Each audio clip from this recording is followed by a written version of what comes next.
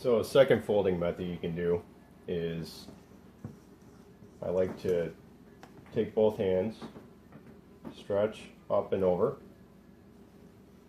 flip the bowl around, do the same thing on the other side,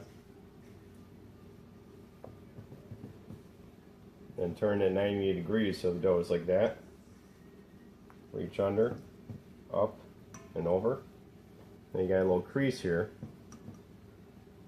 I'm going to take these three fingers, put them in the crease, stretch, up and over like that. As you can see, the dough has already absorbed a lot of the water that I had initially put in there. This second folding method is a method I prefer to do for the first 3 or 4 folds, and then I'm going to switch to a different method, which I'll show you next. We're about 3 hours into the bulk now. I'm going to do the 5th fold. I'm going to change the way I'm folding this. Don't know if you can really tell, but it's starting to retain the shape from the last fold. This is about an hour after the last fold, so we're looking good so far. It's starting to gain some strength. Every time we fold it, we're stretching that gluten out and then letting it relax. And every time we do that, it's starting to get stronger and stronger. And between that and the fermentation process, this dough is going to become more elastic and not so extensible. So basically, we're going to be folding the dough underneath itself.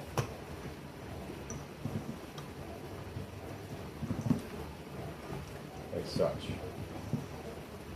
Go once the other way. And you can see just about all the water has been absorbed from the initial amount of water I put in the bowl. So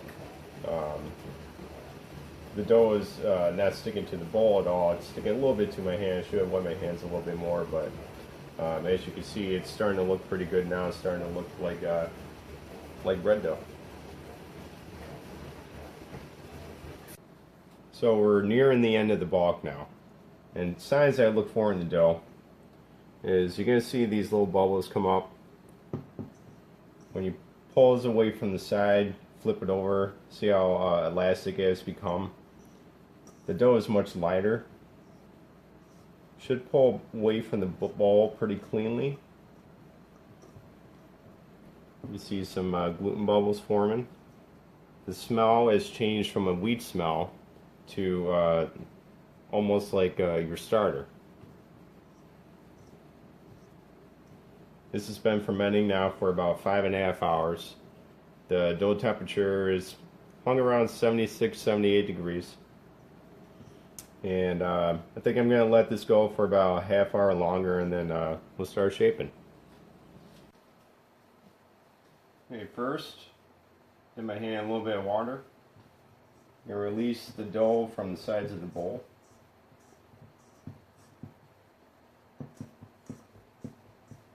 Always keep in mind, you're looking to preserve the integrity of the dough. We don't punch down these doughs.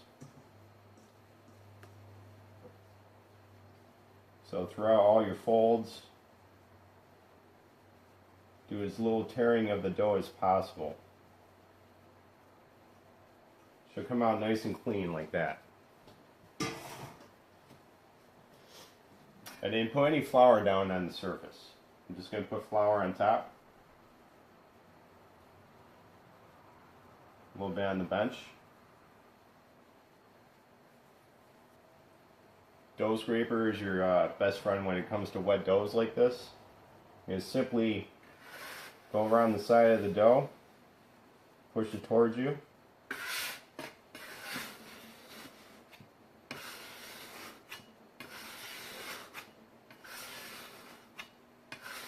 Till you get a nice taut pool. Just like that.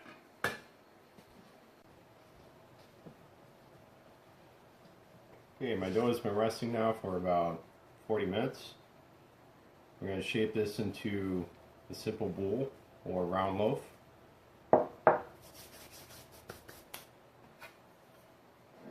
So, dusting a bunch of flour. There we go. Just going to fold in the 4 corners. 5 corners.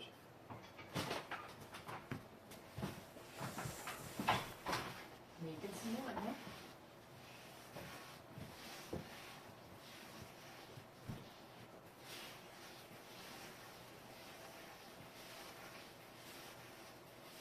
Turn the dough, generally pulling it towards me.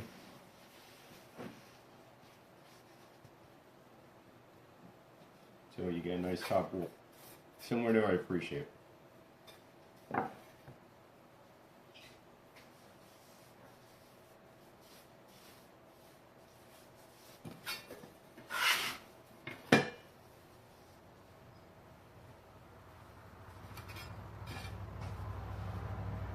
Place it in the basket seam side up, and we're going to let this rest in the refrigerator for 12 to 14 hours and bake it tomorrow.